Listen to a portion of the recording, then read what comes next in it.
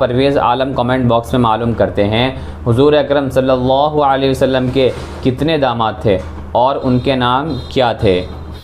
حضور اکرم صلی اللہ علیہ وسلم کی 4 صاحبزادیاں تھیں، جن میں سب سے بڑی حضرت زینب رضی اللہ تعالی عنہا ہیں، جن کا نکاح حضرت ابو العاص ابن الربیع رضی اللہ تعالی عنہ سے ہوا تھا۔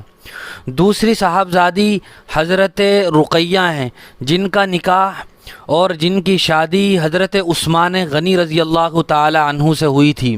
اور تیسری صاحبزادی حضرت ام کلثوم رضی اللہ تعالی عنہا ہیں، جن کا نکاح بھی حضرت عثمان غنی رضی اللہ تعالی عنہ سے ہوا تھا، اور آپ صلی اللہ علیہ وسلم کی چوتھی صاحبزادی آپ کی لخت جگر اور چہیتی صاحبزادی حضرت فاطمہ رضی اللہ تعالی عنہا ہیں، جن کا نکاح حضرت علی مرتضیٰ رضی اللہ تعالی عنہ سے ہوا تھا۔